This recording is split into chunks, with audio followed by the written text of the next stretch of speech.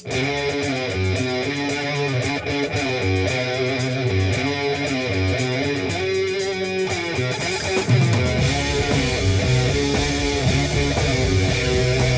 back to Observing the Sabbath. I'm Nathanael Molnár, and I'm joined today, special guest, Johnny Gifford. Johnny, thanks for being here.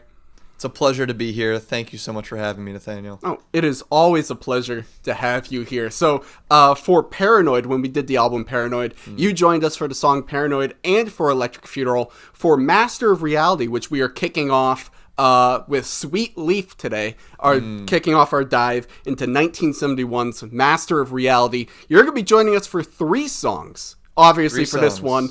What the other 2 are, we'll have to let the audience wait and find out what they are. Maybe a little secret surprise. Just a little bit of a surprise. Yep. But so you're going to be joining us for a few of these, which love having you on here because as much as I like being able to do this, I like having other people on board to be able to bounce ideas off of, get fresh perspectives. And I really think it adds a lot to the channel as a whole. And you are an OG Observing the Sabbath, as you were a part of our original incarnation of the series. So always great to have you on here. So this is our first video for our dive into Master of Reality. We've done Black Sabbath, we've done Paranoid, now we're kicking off Master of Reality. And so I wanted to find out from you, Johnny, before we really get started with listening to this song, I want to know what has been, if you want to give us a brief look at your experience with Black Sabbath, but mainly your experience with Master of Reality and what your thoughts are on it.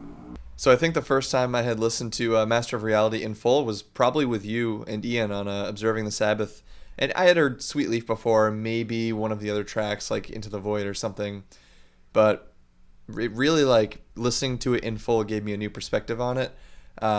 Listening to some of the tracks like Sweet Leaf, like Children of the Grave, really just like cemented it as probably my favorite Black Sabbath album from front to back. It's just really solid overall in terms of musically and lyrically. It kind of goes all over the place too. Sweet Leaf in particular it's a love letter, of sorts, and it's something that I can really relate to, and I hold near and dear to my heart. So, but the other tracks are kind of all over the place, but still feels like a cohesive whole, which is really cool. Yeah, Master of Reality is a really interesting album. And I'll be giving all of my thoughts on the album in full as we go through this entire album. But it's probably, when we were talking about Paranoid, the album, I said many times that I thought Paranoid was probably the most popular, most influential Sabbath album.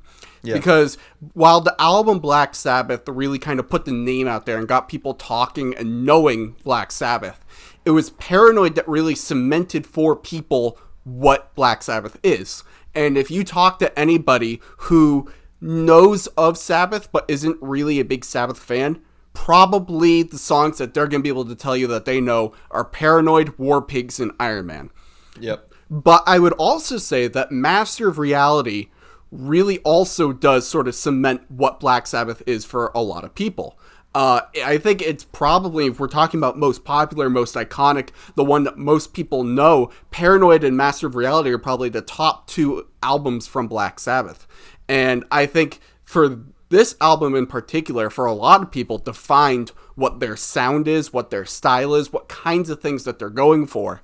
And they continue to evolve from there as you go into Volume 4, Sabbath Bloody Sabbath, and so on and so forth. But Master of Reality was such a key album for that. And so it's going to be really interesting to kind of get into exactly why that's the case with these songs. So before we start listening to Sweet Leaf, I want to say up front, as I try to do every video, this is not a case where this is a first-time reaction video. There are tons of first-time reaction videos out there on YouTube, which I love them. They're great. That's not what this is. This is us reacting to and commentating during the song because we've heard it before, and we are giving our thoughts on the song as we listen to it together. So I wanted to say a little something about Paranoid, too, going absolutely. Back to what you were saying. I think Paranoid is more of like, that was kind of made, like a lot of those tracks like War Pigs and Paranoid, and those were kind of built, they were kind of made like for the people. When you're talking about song structure, they're more like somewhat shorter songs and somewhat more digestible songs. Whereas I feel like Master of Reality is kind of just Black Sabbath in their truest form. Like, this is who they are, and this is the kind of music that they want to be making. These kind of like very multiple part, going all over the place, just like kind of drawn out pieces of stoner rock, metal, whatever you want to call it. Absolutely. And I have some more thoughts about the recording process for this album, but I'll save that until after we listen to the song, because I want to get your thoughts on it. But without any further ado, let's get right into Sweet Leaf. And now. So that's actually Tony. Really? Who's coughing right there. So that's a soundbite of Tony coughing. I love, I never really noticed this until I was listening to it on headphones, but the coughing it's like very stereo. It starts on the left and then it kind of moves to the right as it goes. It's just like, if you're listening with headphones, it's just like a totally different experience. It really is. I find that, go ahead. Oh yeah, and just, you can also really tell immediately, like, Tony's guitars are like double tracked, and there's two of them, one on either side, but they're so tight together that if you're listening on speakers or even on headphones, it's really hard to notice. It's like the little things you gotta pick up on. Yeah, I find that definitely the case with this album is that they definitely, like, with the mastering of the tracks and how they go, you definitely get a lot of that with this album, and especially Into the Void, you hear a lot of that. But I love, like, the main riff for this song is just so great. It's so heavy and dense.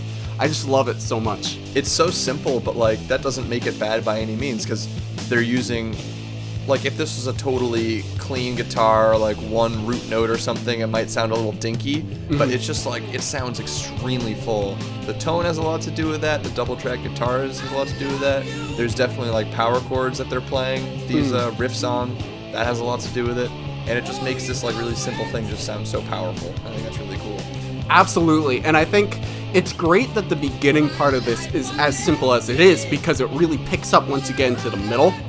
Then it becomes much more complicated there. And I think having that contrast with the simpler tone of it in the beginning compared to that sort of higher stakes, fast-paced sort of energy in the middle, it's a nice contrast there. And you notice, like, when they come back to the second verse here, there's another guitar added too, and it's that same riff. But instead of those like heavy chords, you're kind of adding like a higher melody to it as well. It's following the same riff, but they're adding like that third guitar. It's like slightly on the left, which is really cool. Yeah, it's very all complementary. Like, it's all just working together so well. I think with Black Sabbath and Paranoid, something we talked about during those videos was that those were albums that they recorded in full. They essentially recorded their live set that they were playing. Master of Reality was the first album that they actually like went into the studio to create the album. Everything else was sort of tested and created on stage, kind of, finding different riffs while you're playing in front of a live audience and experimenting that way. This was all experimenting in the studio. And so you have Black Sabbath, which was recorded and mixed in 2 days. You have Paranoid, which was recorded and mixed, I don't think it was 2 days, but it was an abbreviated amount of time in a similar vein. Master of Reality, they spent several months in the studio recording and experimenting and trying new things, and you definitely have some more of that musical sophistication with the construction of this album. Yeah, like their previous stuff before this definitely sounds more live, like just more of them together playing live. And while this kind of does have that as well, the song structures and the way that they're played out and everything, and just various layers really make it feel like it was a more thought out album and a more heavily produced album. Not even in a bad way either. Not overproduced by any means. I think it's like, it finds that perfect line between being underproduced and being overproduced, and it's just like right in the middle. Because any more than that, and I don't know, maybe it just would have been a little too oversaturated or something, depending on what you add. But the way that they had this, I think, is like perfect in terms of production. Yeah. It's a gold standard. I completely agree. Like, Master of Reality and Volume 4, I think, have that perfect mix of, they have the heightened production value, but it's not to the detriment of what the music's supposed to be. I think once you get to Sabbath Bloody Sabbath, that they're starting to kind of push the boundaries of adding too much going on, like especially once you get into Spiral Architect and you have the chorus and everything. That sort of is pushing. I don't think it goes too far. It's pushing it, but you can just hear that kind of transition from what this is to they're kind of adding more and more as they go. Yeah. But this keeps it really tight, really tight. Yeah. Oh, this song is so good. It's like so. It's kind of interesting. At some point, I want to do a video kind of comparing, contrasting Sweet Leaf and Snowblind, because I've always kind of, as much as I love Sweet Leaf, I always think that Snowblind is the more sophisticated drug song that they did, because it's like a little bit more poetic. It's a little bit more like the verses. It's more. I think it's better written, Snowblind, and better orchestrated. But Sweet Leaf, there's sort of like a. So here's what it is. Snowblind is more elegant. But Sweet Leaf is more raw and has more power to it. And I think Sweet Leaf is just fantastic. I think it's well written for what it's supposed to be. Like you said, it's a love letter. It's just, that's pure and simple. It's a love letter. Simple. Exactly, yeah. And they were like trying to write it in the studio, and they're like, oh, what can we write about? What can we write about? And I think I was reading on like Genius or something that like Ozzy had gotten these or was it? I don't know if it was Ozzy, but one of them had gotten these cigarettes or cigars or something from Dublin that were called like Sweet something, and they're like, oh, that like sweet. This in it, like the tagline was like, oh, the sweetest leaf that you'll taste, and it's like sweetest leaf, Sweet Leaf. That's what we'll call it. It's like, let's just write about like drugs or something. Absolutely, that's all it took. That's all it took. Yeah, and I think it's a very interesting comparison when you look at the very end of the Paranoid album and then you look at the beginning of Master of Reality. Paranoid ends with Fairies Wear Boots, which is a song about Ozzy tripping out on drugs and he's hallucinating. And then you go right into the beginning of Master of Reality and it's a song about weed. Yep. So it's perfect. And yeah, so it's very well done. It's succinct. It's not too long. It hits you, and it's such a great opener. It doesn't feel like a 5-minute song, honestly. Yeah, it's Sweet Leaf is just it's a great song. It really just is, and it introduces you to the album so well. I think something that Sabbath is always really good at is they have strong openers and strong conclusionary songs. Mm-hmm. They really know how to just like open up with a punch, and then they know how to really end it on such a high note, pun intended.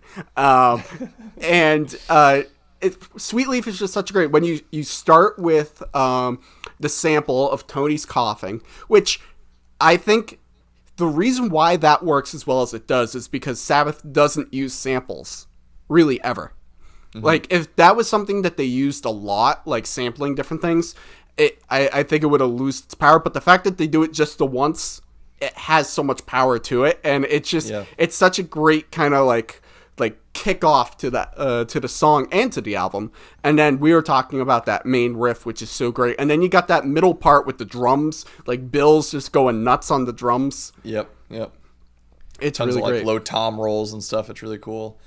I think some of the best albums, what they do structurally is they start off by kind of introducing you to their world, keeping it kind of like this is who we are, and then as you go, things get a little more deep. They get a little more complex as you go, and there's highs and there's lows. But this is the perfect example of a band just introducing you to their world with the first song of this album. It's nothing too complex. It's pretty like straightforward in terms of structure and riffs and stuff, and it's easy to follow.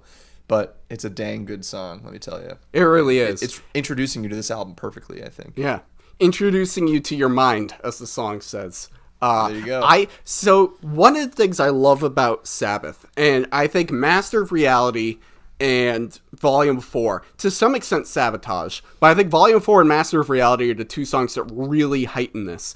And there is a lot of introspection with Black Sabbath. It's a lot about like going into your mind, figuring out who you are, and really like this sort of inward journey. And you see that sort of theme explored in a lot of their songs. And I think you see that a lot with this song, because that's one of those things that comes with drug use, is sort of the alteration of the mind allows you to kind of explore your own mind and the way that you think, because now you're thinking in different ways. And so that's something that's really explored well in the song. Talking about, you introduced me to my mind and, the way that the world looks at cannabis. And because if you're looking at the time that the song came out, this is 1971.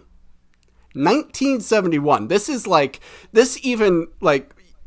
roughly the time of the war on drugs, but this is like a full 9 or 10 years before you get the Just Say No, before you get all those infomercials of weed kills and all that stuff. Like, yep. They are so far ahead of everything to put out this song that's just like, fuck yeah, weed, They like to put that out in 1971 is just absolutely crazy. And they really are to be in a position in 2020 looking at the legalization of cannabis across the United States and just how the conversation about weed has changed since 1971. When they talk about, at the very end of the song, straight people don't know what you're about. They push you out. They shut you down. You gave to me a new belief, and soon the world will love you, Sweet Leaf. I think the world is loving Sweet Leaf.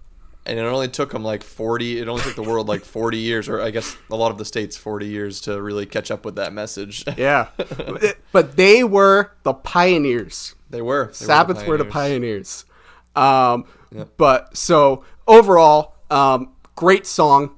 Awesome kickoff to this album. I think Sweet Leaf is just great. But there are a lot of good songs in this album. And I'm excited to talk about a whole bunch of them as we continue on through our look at the Master of Reality album. I guess one other little thing I noticed was, they write different songs about different drugs all the time. And I think this one being about weed is kind of very fitting because I guess when you look at it sonically and just the feel of the song, it's just like one riff repeating very slow over and over. And if I was in that position and just stoned out of my mind playing music, that's probably what I would be playing, just slow riffs just over and over again. I think it's just it's a really good, you can compare the message to the actual sound of it pretty well. Exactly. And that's something we were talking about when we were talking about Electric Funeral. Was how the structure of the song kind of fit this idea of nuclear war, of you had the slower pace and then it hit off really quick as the bombs would be dropping and then it slows back down. You kind of have a similar thing of the sound of the song accompanies what the song actually is about and fitting not just the theme of it but the mood of it as well. So that's a very good point. Yep. Almost trance-like to a point, which is just kind of how you would get if you were just stoned listening to this song, Absolutely. Made for stoners by stoners. Exactly. So that is our thoughts on Sweet Leaf, the first song of Master of Reality. But we are continuing with the second song on the album, which is After Forever. And now.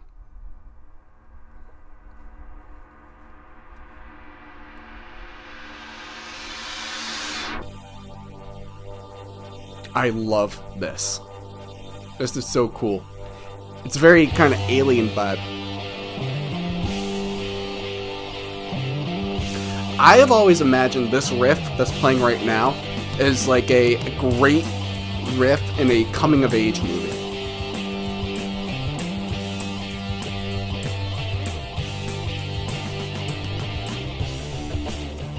And then you go into the hard one. Alright, let's just unpack that beginning. So you have the build up, and then you have sort of the UFO sound, and then you have the coming of age riff, and then you have the harder riff. There's so much in just that one beginning part that it's so cool. So Black Sabbath put out the album Black Sabbath, and you have Black Sabbath on there, the song, you have NIB, you have all this stuff that's sort of more satanic leaning, and so there was this perception that sort of followed the band, that they were a satanic band, or because at the time that these albums were coming out, you have the Satanic Panic, you have all this stuff going on, and so Black Sabbath wanted to sort of tilt the scales a little bit. So there are a couple more Christian-leaning songs on this album, and then you get to Under the Sun, being the particular one on Volume 4, but there's also other songs on Volume 4 where it's a little bit more atheistic or agnostic. But Master of Reality is where you get more of the Christian-leaning songs, specifically this one. It's a very hard-edged Christian song. I think it's the best Christian song ever created. But it's very hardcore. I've always kind of interpreted it as there being like a little bit of a sarcasm to the song, or an irony to the song. Because even if they were going for a full Christian song, there are some things in the song, like talking about the having the Pope on the end of a rope. You know, there's some things in here that don't tend to lean towards that demographic. So my interpretation is that there is a bit of irony to it, intended. But as much as, like, you know, I think I've mentioned this before, that I used to be a Christian and I'm not anymore. So the lyrics for this song don't really do much for me, but it's more the sound of it. It's just so cool. I love this riff. I love the sort of UFO riff. I love the heavier do-do-do. I love all that. That's all so great, you know. It just, the music of it is so great.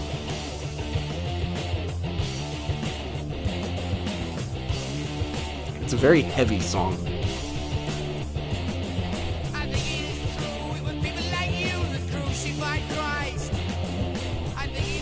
Even for, like, a Christian song, which, again, I don't think this is a deliberately, like, Christian song, but even for a Christian song, it's just very heavy and punk. Rebellious. This is so cool. I love this. There are so many riffs in this one song.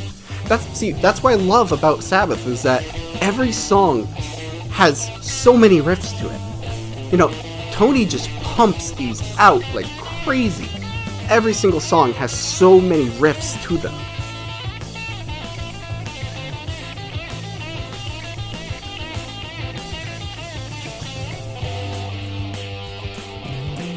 And back to the coming of age riff. That's what I'm just going to refer to it as. I don't know why, but maybe it's just because I'm a filmmaker and a film student that when I kind of think in terms of film, so when I hear that, I just think of that as a riff playing in a coming-of-age movie. I don't know if anyone else interprets it that way, but that's what I hear. Jumping around between all the different riffs.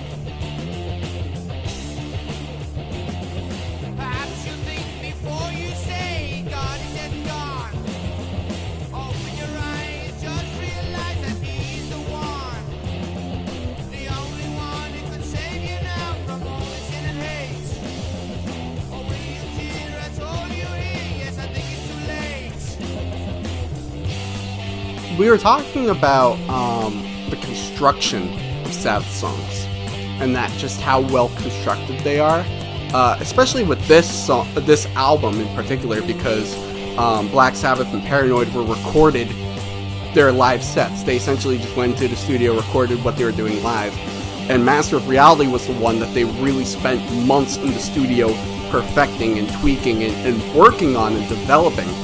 And After Forever sort of has that that quality to it. You could tell that they spent a lot of time really working on it. And I love how it ends with that it goes back to that sort of UFO sort of sound to it. So After Forever is a very interesting song. I think the music of it is great. I mean, I don't get into the lyrics as much as other Sabbath songs that have with their lyrics, but the music of it just sounds so great. It's heavy. It hits really well. It's just musically speaking, it's such a powerful song. So I really like After Forever. Is it one that I'm gonna listen to over and over and over and over again? No, not the same way I would listen to Supernaut over and over and over again, or Killing Yourself to Live over and over and over again, or anything like that. But this song is, like, when it comes on in rotation, or if I'm listening to the record and it comes on, I enjoy it and I like it. I get a good amount out of it. It's not one I would actively seek out, but After Forever is a really good song, and it's an interesting sort of addition to the album. So those are my thoughts on After Forever, and I want to know, what are your thoughts on the song? Do you like it? Do you not like it? What are your thoughts on After Forever? Leave all your thoughts in the comment section below. I'm joined once again by Johnny Gifford. Johnny, thanks for being here. Always a pleasure to be here. Thanks, Nathaniel. No problem. So you helped us kick off our look at Master of Reality from 1971 with Sweet Leaf. And now we're continuing on. We did Sweet Leaf. We did After Forever. And now we're jumping into Embryo / Children of the Grave. I'm very excited. I know, well, I'll let you talk about it once we get into the song. But I know this is a song that you very particularly like. Yeah, I'd say Children of the Grave is probably my favorite on this album. It's just like so chilling. It's so chilling to me in so many points, and just the best way possible. Yeah, that's the most bone shattering part right there. Absolutely. So before we get into this song, I'll just say up front, as I try to always do, this is not a first time reaction video. There are a lot of those out there on YouTube, which I love watching them, but that's not this. We have heard the song many times before, and we're simply giving our thoughts and commentating as we listen to this song. Of course. So how we're going to do this is we're going to also listen to Embryo, which I believe is like 30-40 seconds. So that will take us right into Children of the Grave. And I think in most times when the song is kind of released, Embryo is already kind of included in there. But we're just going to do it anyway, because I don't think it's really worth putting out a full standalone video to talk about 20 to 30 seconds of Embryo. But anyways, it's a nice lead into the beauty that is Children of the Grave. Absolutely. 100% agree. So without any further ado, let's kick off. This is Embryo / Children of the Grave. And now. Cool. Excellent guitar work as always. Yeah. It doesn't even sound like a guitar. No, it doesn't. They do a good job with that. I'm trying to think of how many there are. It's like at least 2 to 3 guitars. It's hard to, but like it's some of it's finger picked, you can tell too, which makes it sound like more than it actually is probably. Great track though. Yes, great lead in. Yep. And then the slow build. Yeah, I love the build. I'm all about, like, it's a huge thing for me, is like crescendos and decrescendos that are just like really hit. And this one really hits. Yeah, all-time classic riff. Yep. This is again kind of one of these like simple chugging riffs, but just so powerful. And like the drums that you hear just like kind of going left and right in your ears, it's just like, oh. Yes. The drums are so good in this song. I think this is really like, if you want to talk about Sabbath at their peak of all the elements coming together of kick-ass guitar, kick-ass drums, kick-ass bass, kick-ass vocals, just all coming together for a masterpiece, Children of the Grave is that. And there's moments where like just all the badassery kind of sticks out from one another, like when right before this verse started, like you hear the guitar like do a riff and then ring out. As the guitar rings out, the bass comes in and does a riff. Then the guitar does a riff, rings out, then the bass comes in and does a riff. It's like they're responding to each other. Yeah. And it's just like, it's an endless onslaught of just sick riffs. Exactly. You could just tell they're all so in sync with each other. Yeah, they are. This is a really thought out song. You can tell that they just like spent a lot of time on the writing and the production of this in the studio, and just like, how exactly do we form this so it's just like sick the entire way through, you know? Absolutely.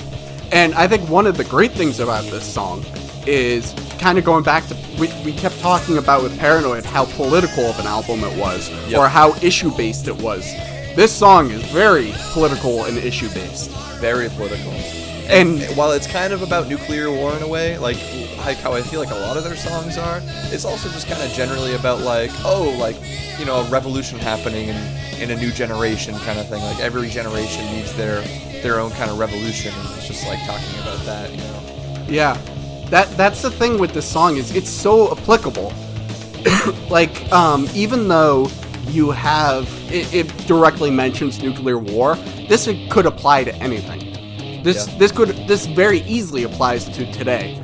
And it's just, I love the writing of it because it really is a call for love, you know. And I think And I think Black Sabbath, the album, and particularly that original song, but that album kind of gave Black Sabbath this sort of demonic, satanic overtone that I think kind of followed them throughout their entire run.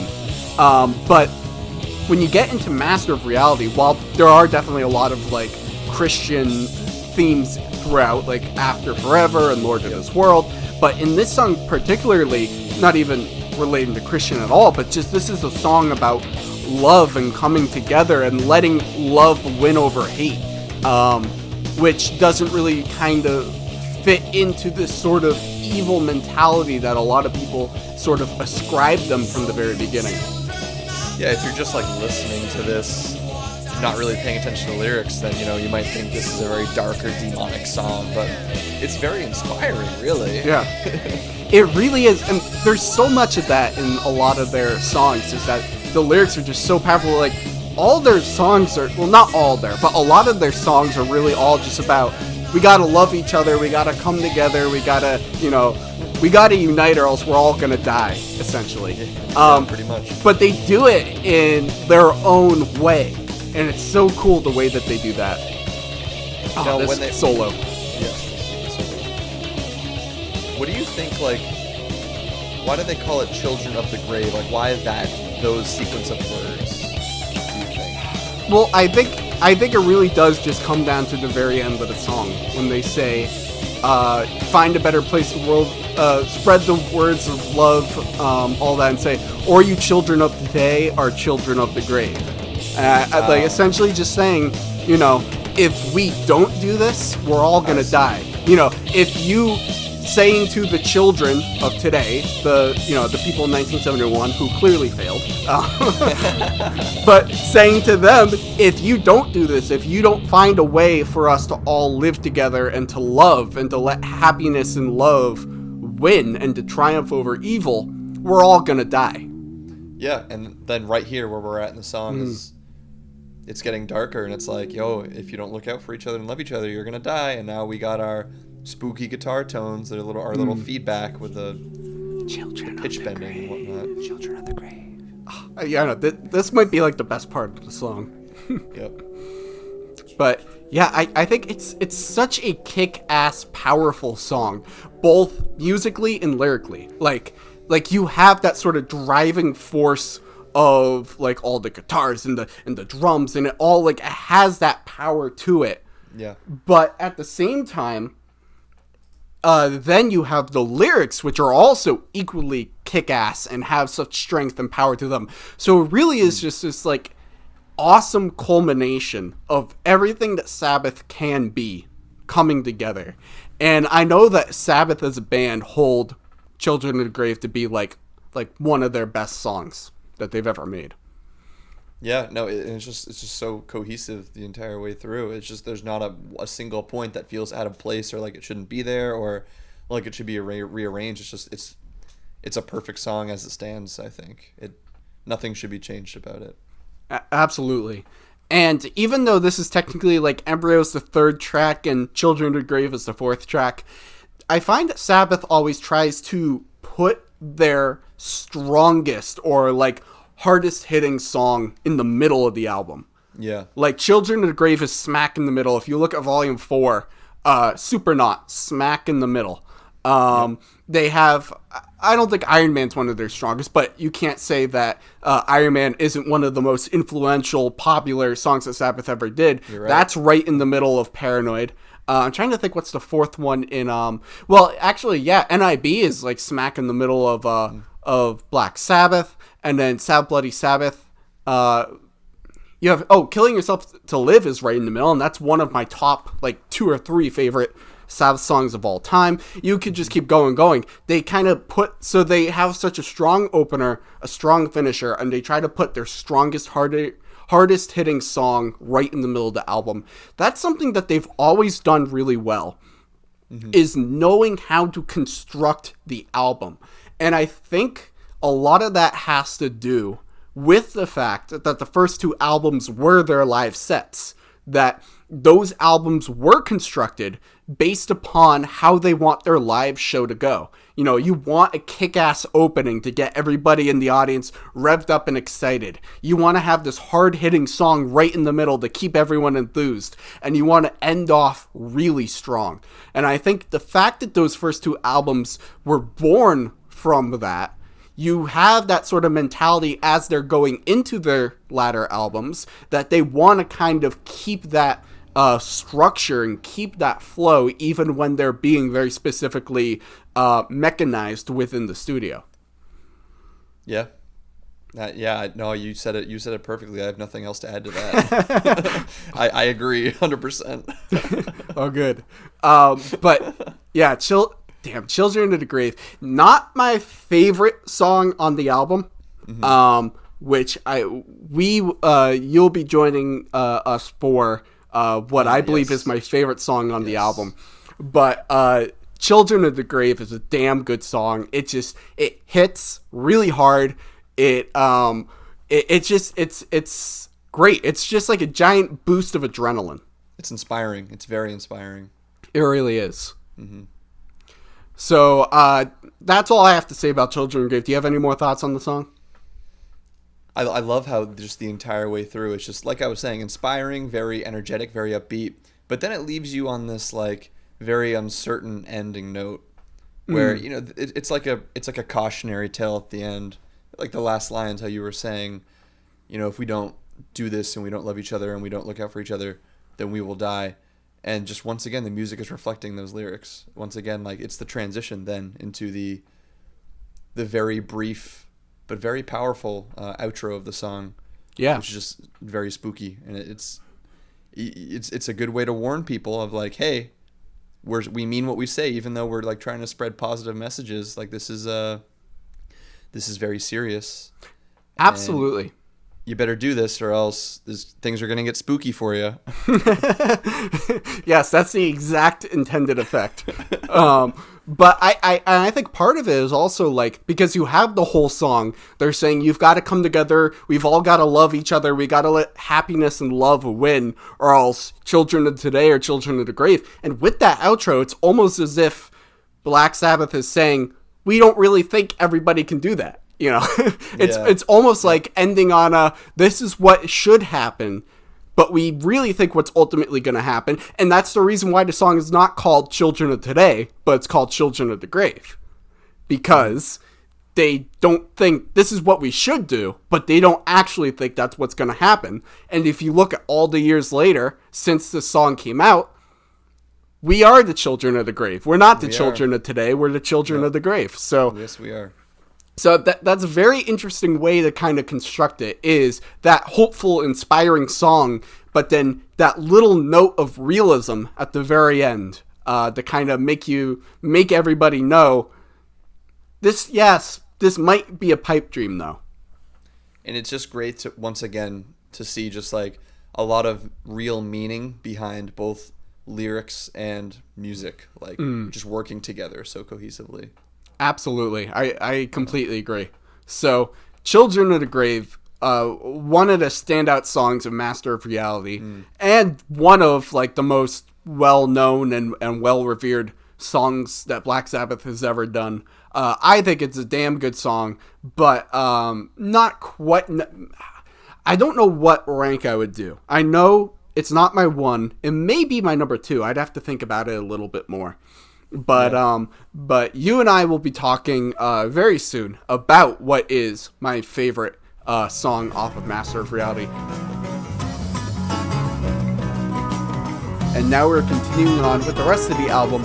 Today we're going to be doing, I'm going to be combining the instrumental Orchid along with Lord of this World, because Orchid's only like a minute and a half, so I might as well just kind of combine them. So we'll do that, and that will be the next part in our look at the album. So I'm excited. We're already about halfway through this album, and I'm excited to continue on with it. So without any further ado, let's just dive right into it. This is Orchid / Lord of this World.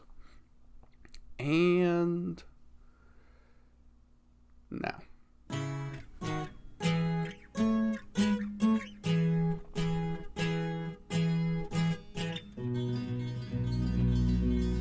very, like, gentle and very soothing and nice, you know. I like it. It's very similar to another song that pops up a little bit later on this album called Solitude. This also reminds me of the instrumental from Volume 4, Laguna Sunrise, a little bit. Although I prefer Laguna Sunrise. But this is just like a nice little break.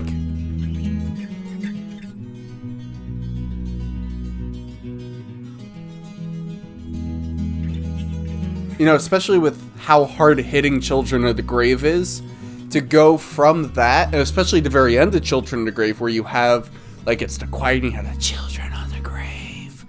To go from that right into this, it's a very interesting change of pace, but that's something that they do a lot on their albums, is they have, not even just between songs, but within songs, that constant change of pace. And I think they do a great job with it.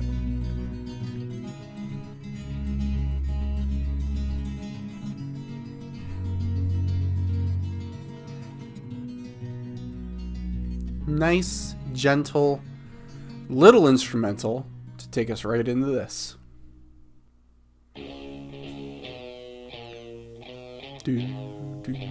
Yes. Some of the best riffs of the album are in this song.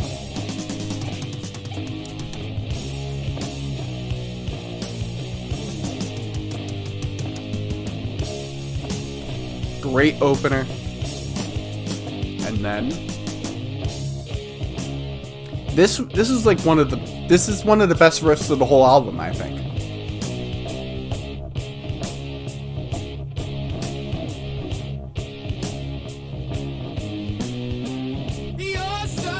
There's a little added effect to Ozzy's voice here, different from the rest of the album. I'm not sure quite what it is, but it works. It sounds really good. It gives it a little bit more of like a haunting feel to it.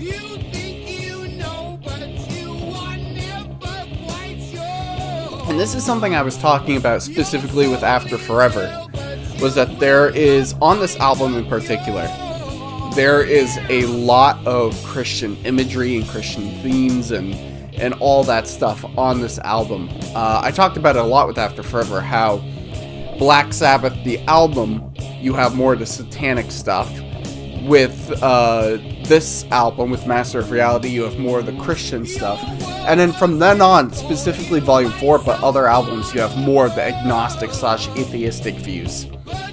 It's interesting how it's kind of broken up that way, because you can't really get too much of a read on what Black Sabbath, as people, the individuals, what they actually believe, because there's so much disparity and, you know, differentiation in terms of the themes of the songs and the albums as they go.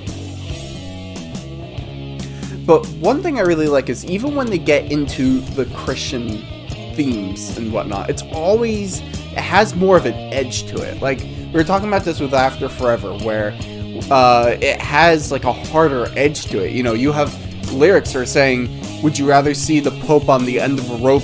Do you think he's a fool? You know, it has more of an edge to it. And Lord of this World definitely has more of like an antagonistic perspective to it, which I think is really interesting. I don't know if that more speaks to what their views are as a band or not, but I really like it in terms of the tone that they're going for. They really strike a good tone with these songs. You know, you're talking about Evil Possessor.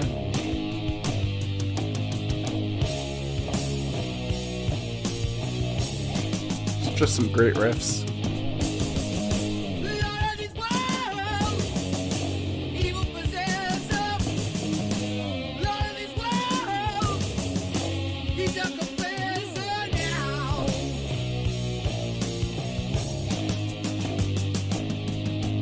I kind of put this in with After Forever, in that it's one of those that I don't like actively seek out, but every time I listen to it, I think it's great. And I think that's just because the riffs are fantastic, it's got a good tone, it's got a good vibe to it and feel. I mean, when you're looking at like the top Sabbath songs, Lord of this World or After Forever, they're not going to be in that discussion of like a top 10 or 20 or something like that. But whenever they're on, they're the songs on the albums, and I feel like all their albums have this, where they have a couple of songs that are just good songs that kind of get you from one part of the album to the other. It's not necessarily that they are stand out in of themselves, or that they're meant to be anything other than just kind of the bridge between. And if you look at Volume 4, which we will be very shortly, you know, you have Tomorrow's Dream is one of those bridging songs. You know, it takes you from the beginning into the next part, and it's sort of just a simpler song, a couple of riffs just to kind of get you from one part to another. St. Vitus's Dance is similar to that. If you go into Sabbath Bloody Sabbath, you have Looking for Today is kind of like that. So you do see on a lot of their albums, you do see these songs that are a little simpler. They have a few riffs to them as opposed to the songs that have like a billion riffs to them. They have a few riffs. They kind of just get you from point A to point B on the album.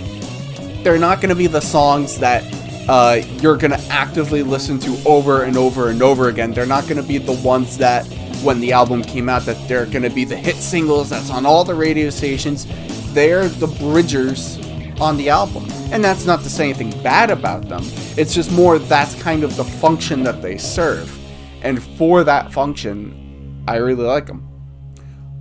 Alright, so that's the end of the Lord of this World. So yeah, I think it's a good song. I enjoy it. It's good. Again, not one of those top Sabbath songs. I kind of lump it in with After Forever, where when I listen to it, I like it and I enjoy it, but it's not going to be a top song. So my question to you is, what do you think of Lord of this World? Do you agree with me about it? Sort of the nature of it being kind of a bridging song from one part of the album to the other? Or do you disagree and you think, no, Lord of this World is one of those top tier Sabbath songs to you and that you really like? I'd like to know. Leave all of your thoughts in the comment section below. We've done most of the album, actually. We have two more left. We have Solitude and we have Into the Void. So today we're going to be talking about Solitude. This is a really interesting song on this album. You know what? I'll save my thoughts for actually when we listen to the song. So I'll just say up front, as I say almost every video, or I try to at least, sometimes I forget, this is not a regular reaction video. This is me. I've listened to this song many times before, and I'm giving you my thoughts live as I listen to it, as opposed to hearing it for the first time. So without any further ado, let's get right into it. This is Solitude.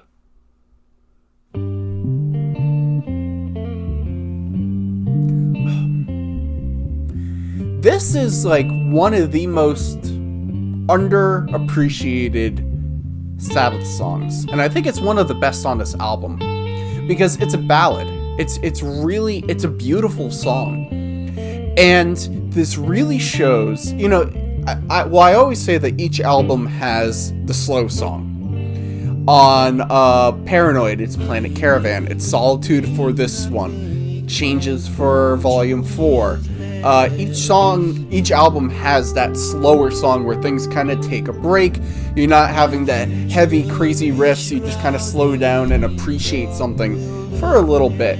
But what's really special about this song is Ozzy changes his voice. And I listen to this and it does not sound like Ozzy at all. It does not sound like him.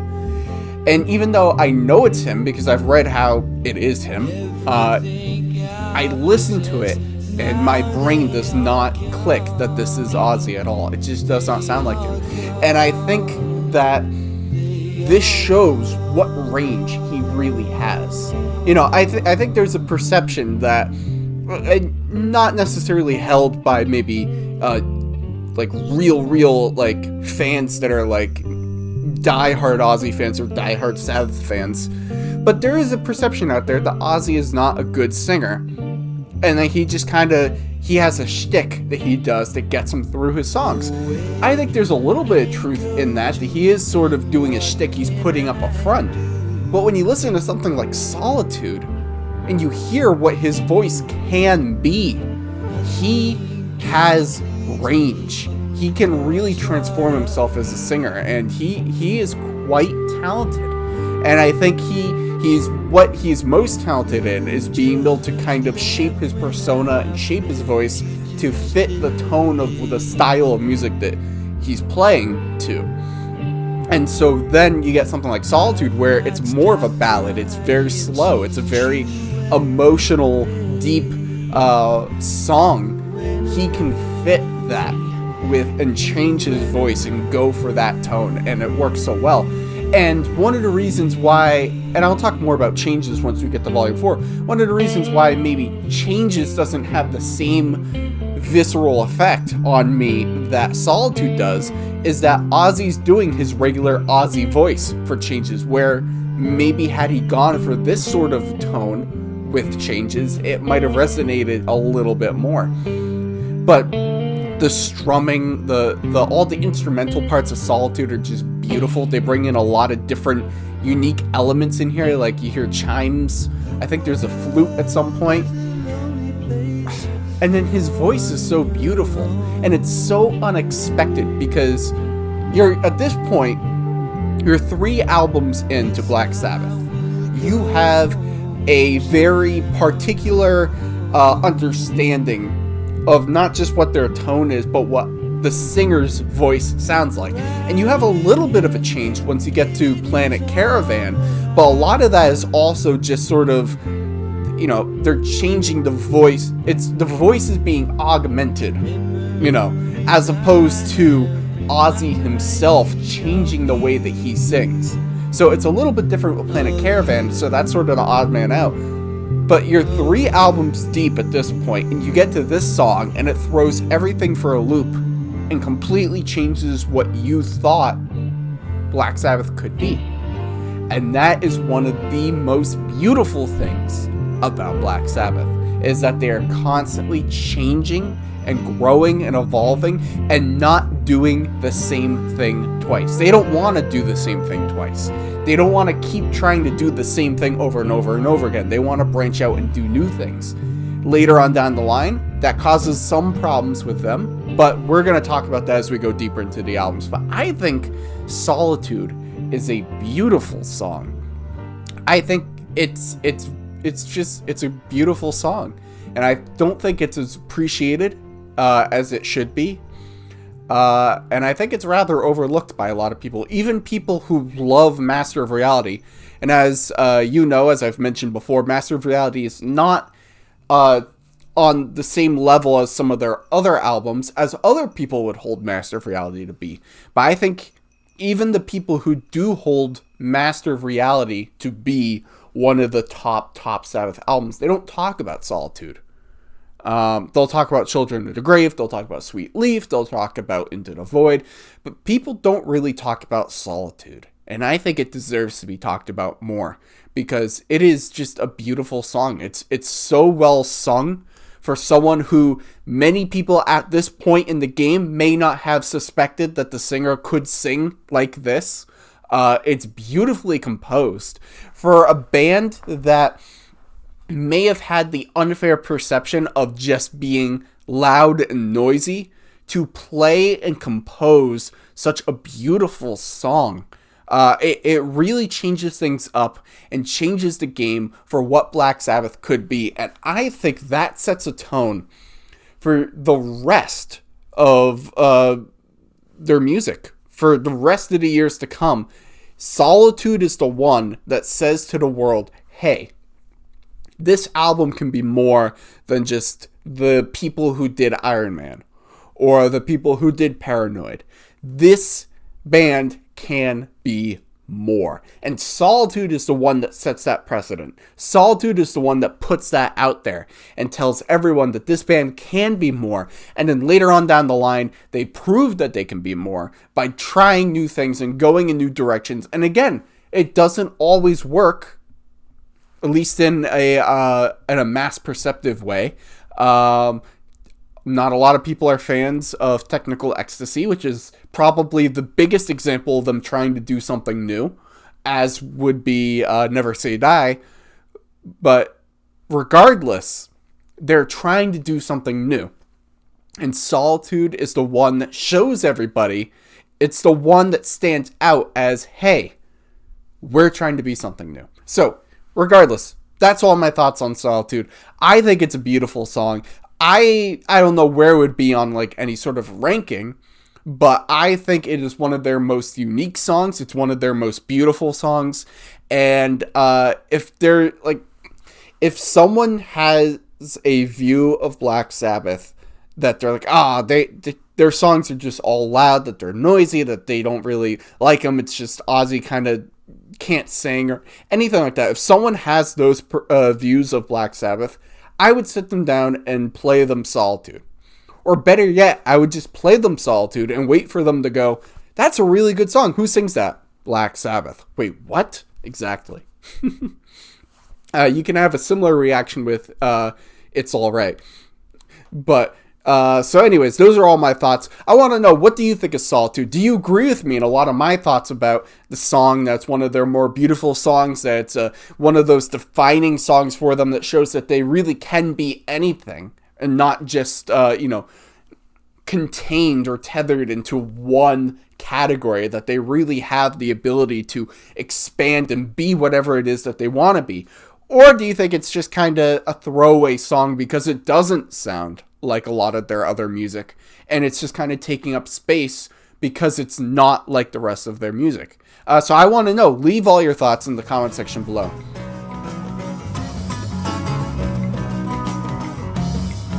I'm joined once again by Johnny Gifford. Johnny, thanks for being here. Thank you, Nathaniel. Always a pleasure.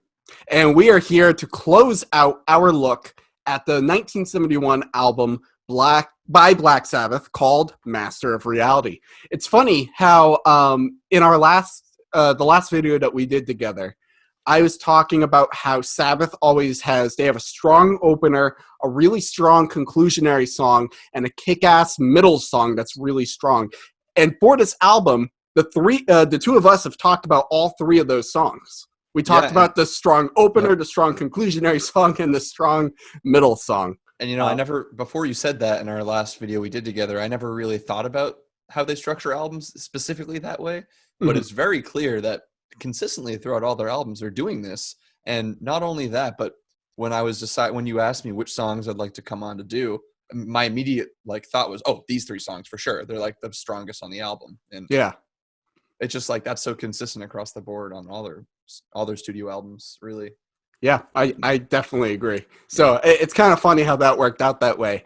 But we are here to talk about Into the Void, which I'll obviously during this video, I'm going to talk a lot about how much I love Into the Void. But this is my favorite song off of Master of Reality. This is probably,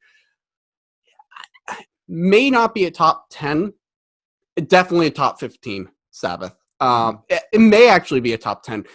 I keep telling my audience that as soon as I go through, which I have no idea how long that's going to take me, but as soon as I go through every single song and do all the albums for the Ozzy era, I will do an official ranking of all the songs and where they stand. That's going to be huge. That is going to be huge, which I'm excited to do. It may be 15 years from now, but but I will be doing that, and I'll have to decide exactly where everything stands. But Into the Void is definitely a top 15, maybe a top 10. I just think the song is just brilliant, absolutely brilliant.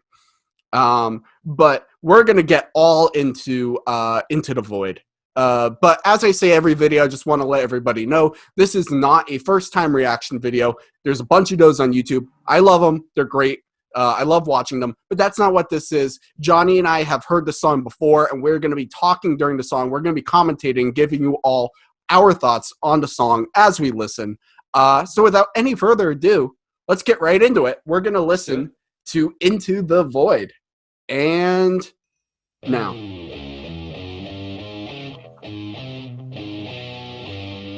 Nice slow riffs. Yep. Very slow. I love this. It's methodically slow. I love it. It's just so well done. It really brings it down. It just absolutely brings it down to this very Now, I'm not really good with like labels and stuff for songs, but the first thing that when I hear this, I think grunge. Yeah. But again, I'm not really like a genre label person for music, but that's what I think grungy, dirty, kind of slower for this, and I just really like how it's constructed. And a lot of like grunge that was like really up and coming in like the late 80s and the 90s, hugely inspired by Black Sabbath and by just their peers and whatnot. Mm-hmm. I like this thing. This is like pre-grunge almost. Yeah. I like to think that everything was inspired by Black Sabbath. Yeah. But I'd say most things were. Yeah. But this song is just so well orchestrated and constructed.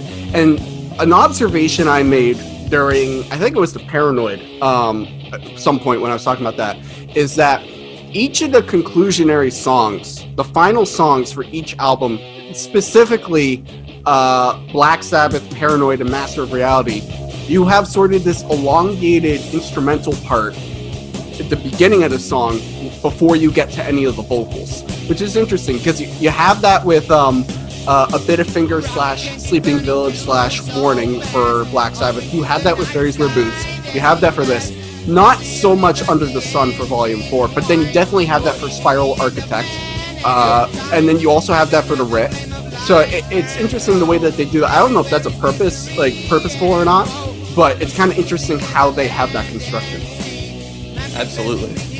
Yeah, they like to close with something really powerful, and especially the way that they start out slow.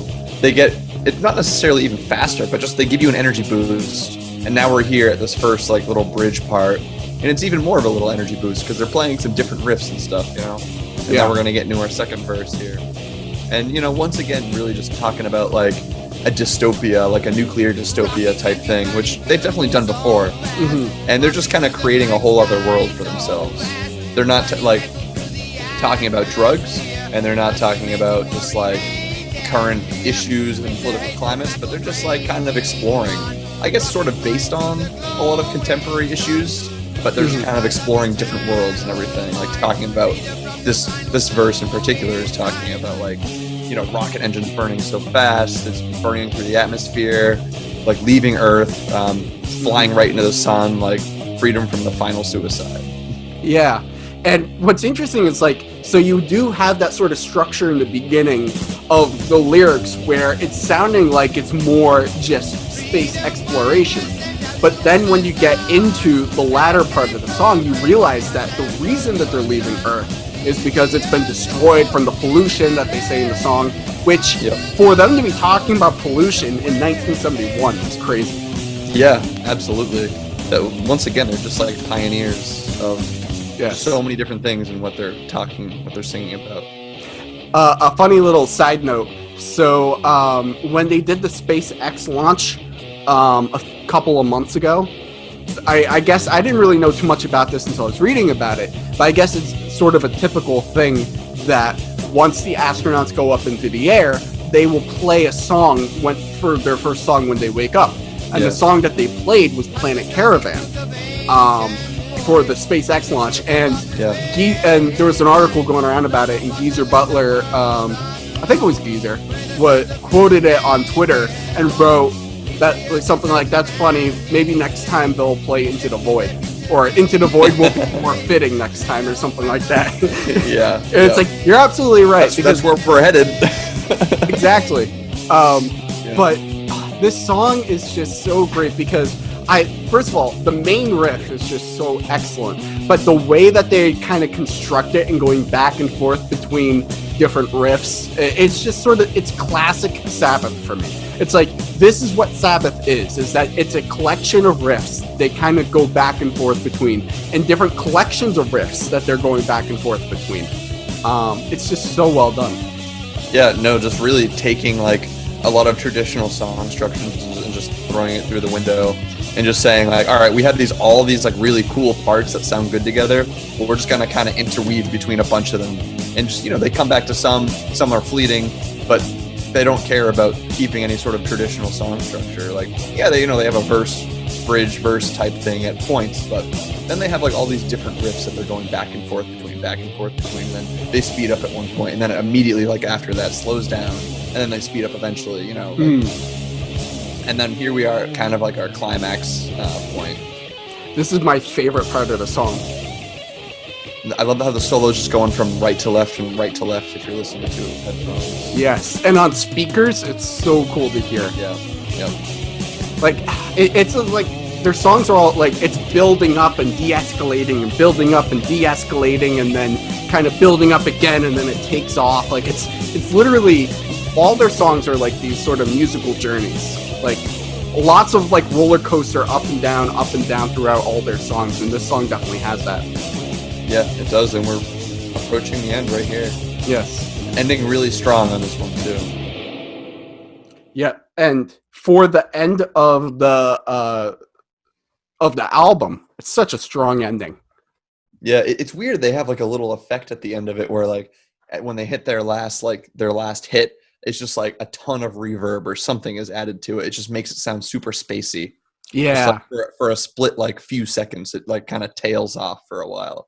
And which I find really interesting, opposed to like having more of the hard stop like you would expect for it being like driving up until the very end. You'd expect it to just kind of stop, but they just kind of leave it like it's more of like a boom at the end.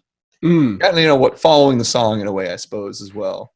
Yeah, like you almost imagine Flying it's into the sun sound or something. Yeah, like it's the sound of like the rocket engine just like pew, as the rocket goes off into space, and you just have the dissonance of like the rest of space as it kind of leaves the atmosphere.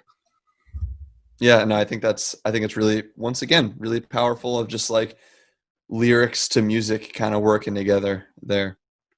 Absolutely. Yeah, this song is just so well done, so well constructed. I think personally, if you're looking at the construction of a Sabbath song and the way, like the choices in terms of when do we go to this riff, when do we go to that part, when do we go back to this riff that we had before, when you look at the way it's constructed, you don't get any better than Into the Void. Like, it is just pure masterpiece in terms of just pure construction. Yeah, and like if you're just listening to a song like that, just kind of passively, you wouldn't really notice all these different changes, and you're just like, oh yeah, no, this makes sense. These are all parts of the same song working together. But if you're really looking at like the way a lot of these parts connect and change, it's just like, it's crazy how they, are so tight on going back to certain riffs and then abandoning them for like a couple minutes and then just going to so many different things and then coming back to different things. It's just like once again, you can really like hear the way it was so thoughtfully produced, like in a studio. They really sat down and thought about it instead of just like slapping together a song structure and calling it a day. Yeah, definitely. I think that's a very good point. It definitely feels thought out. And not to say that their other songs don't feel thought out, but I think there's something particular about this song, the way that it's constructed, is that it feels like they really were working on this for a while to get it just right. And I think in general they do that a lot on this album too. Absolutely. So with that being our final song on the album, what would you say, and I'll go more into this personally when I do my album review for Master of Reality, but I want to know, Johnny, what are your overall thoughts on the album? This is probably my favorite Black Sabbath album. Despite me just being a real sucker for like really raw and live kind of sounding things, the fact that they really just took so much time to think about this album and to produce it, it really goes to show, because the earlier stuff, while it's still strong, just doesn't sound as, I guess this one just feels more full to me. Even though it still possesses a lot of live and raw qualities, they're taking those live and raw qualities and they're just like adding layers onto it to make it like a professional sounding album. Not even to say their other albums don't sound like that, but this one just sounds less of like we're just like a rock band playing some music, and more of like we are a serious band playing serious music in a way, Yeah, I see that. It's sort of like a maturity for them. Yeah, I'd say this is like up until this point in their career, like this is their culmination. And of course, you can talk about Volume 4 and 7th Bloody Sabbath and after that, but if you're looking at all their work up until this album, this is like their culmination. This is like where they really started to like get it, I feel like. Yeah, it's sort of like, so you have Black Sabbath, which shows everybody what Black Sabbath can be. Yeah. And then Paranoid sort of defines for a lot of people what Black Sabbath is. And then Master of Reality is like Black Sabbath themselves saying, this is what we can be. Yeah, this is like their truest form and like their most Mm-hmm. I don't even know, like just hitting the most potential that they can hit, I feel like, with Yeah. this album. And I, for myself, I wouldn't say it is maybe their truest form, but it's not their final form. No, not at all. Not at all the Uh, final form. because and I can't wait to dive into Volume 4. Mm-mm. I Because love Volume 4. I have so much to say about Yeah. Volume 4. I will say now, though, that my thoughts on Volume 4 have changed drastically since I got it on vinyl and have listened to it as a full record. Because Volume 4 has always been like one of my favorite albums. Yeah. But hearing it as like on vinyl and everything, it has become my favorite Black Sabbath record because it is it's so jam packed and like everything works together so well. And I don't think there's not that there are really bad songs on any albums, but there's no song that I look at as sort of a weak link. Yeah, You know, no, Volume 4 is just banger after banger, really. it really is. So I'm gonna cut myself off there before I start going Yeah. on a whole tangent about Volume 4. I'll save that for the next video series. But anyways, that was Into the Void, and that was Master of Reality. Really great, just great song, great album as a whole. So make sure to leave all of your thoughts on all these videos in the comment section below, because as I did for Black Sabbath and as I did for Paranoid, I will be taking all of your thoughts and your comments that you leave in the comment section, and I'll be discussing them in a comment section video. So you'll want to make sure you get them all in for all of your thoughts on all the different songs for Master of Reality. And that's it. We finished Master of Reality. We've done all the songs on the whole album. I've had a lot of fun doing this album. You know, I've enjoyed doing Black Sabbath. I enjoyed doing Paranoid. But I think one of the things that made doing Master of Reality so much fun was that I was joined by Johnny Gifford for a lot of the album. For Sweet Leaf, for Children of the Grave, and for Into the Void. Now, he did help me out, and we did Paranoid and Electric Funeral for the album Paranoid. But this was the most I've had a special guest to help me out with this album. And it's fun having a new perspective and to bounce ideas off of somebody else other than just a camera lens. So that it was a lot of fun doing this album. And to kind of talk generally about the album and recap a lot of the things I've been talking about in each of the videos. Master of Reality, I know a lot of people, especially Johnny, hold Master of Reality to be one of the, if not the definitive, top Black Sabbath album. I think for a lot of people, Paranoid and Master of Reality are those two. It's not so much for me. Master of Reality, if I'm looking at the original 8, Master of Reality is on the lower end. And that's not to say that I don't like Master of Reality or I don't like the songs on Master of Reality. It's just that there are other albums that I feel like the songs on there are even stronger. I would put Volume 4 ahead of Master of Reality. I'd put Sabotage ahead. I'd put Black Sabbath ahead. I would put Paranoid ahead. But this isn't a album ranking. That comes later. But Master of Reality, I think is a very good album. I think there's a lot of great stuff on there. Sweet Leaf is a classic. It's such a great opener to the album. It is one of the best album openers by Black Sabbath. It hits hard. It's a great song. And Into the Void is my favorite song on the album. That is one of my top favorite Sabbath songs. I think Into the Void is just brilliant. It is one of their heaviest. It is one of their darkest.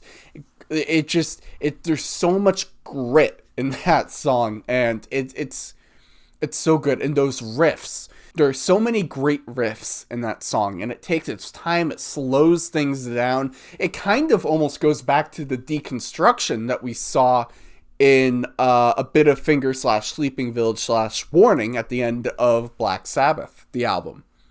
So it's a very strong opener, very strong closing song. Children of the Grave is a great song. I really like After Forever. I really like Lord of this World. Solitude, I think, is a great song that not enough people talk about. So Master of Reality is, I think, a really, really, really good, strong album. Not one of those top albums for me.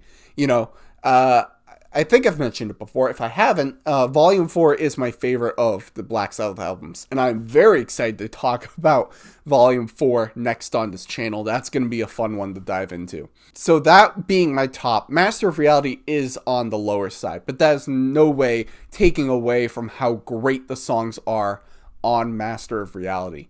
There's a lot of interesting themes and a lot of disparity within the themes. It's going for many different things.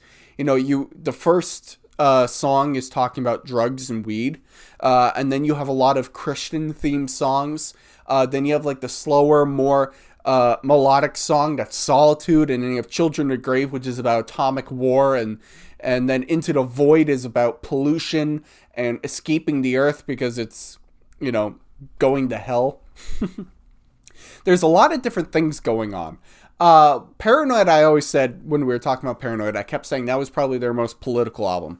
And Master of Reality is one that has probably the widest range in terms of the kinds of things that they're talking about. Because I think when you look at other Black Sabbath albums, there is a common link amongst most of the songs in terms of the type of thing that they're talking about. Whereas with Master of Reality, it's really all over the place in really good ways. Like, it's not that it's not consistent.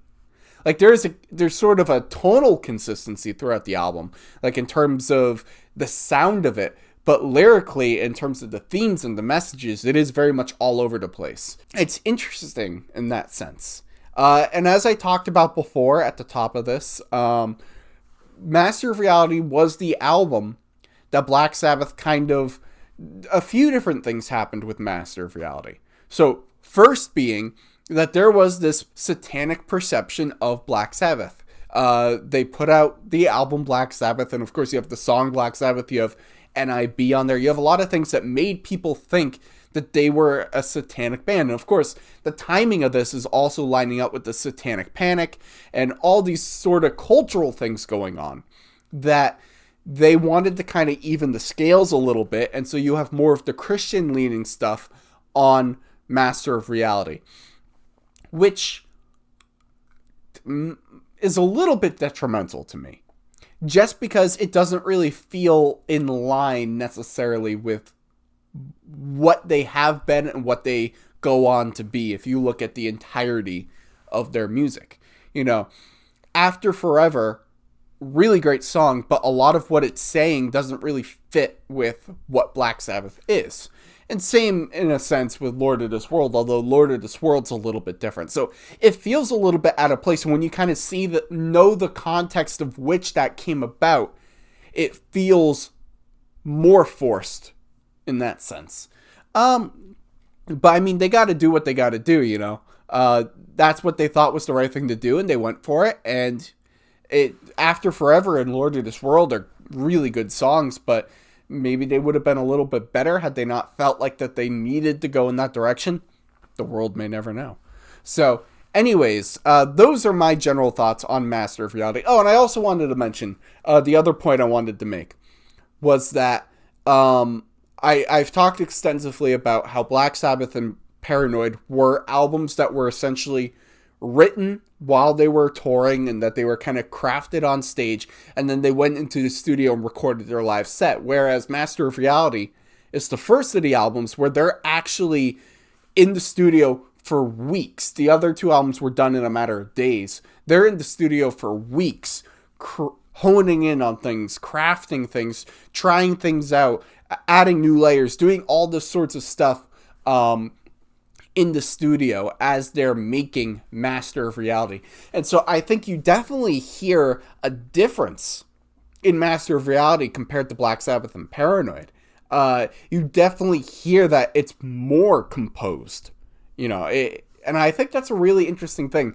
And then I think from there, when you look at the other albums, like Volume 4, I think kind of takes the best elements of the live albums, Paranoid and Black Sabbath, and the sort of composition of Master of Reality, and combines all of that into making Volume 4, so it has sort of the speed and the tempo and the feeling of the more of the albums that were created on stage, but it has the technical brilliance of Master of Reality. And so I think Master of Reality was one where they're still trying to figure out, how do you work in the studio? And not just how do you go in and record for a couple of days and boom, you got an album. How do you fine tune and create an album in the studio?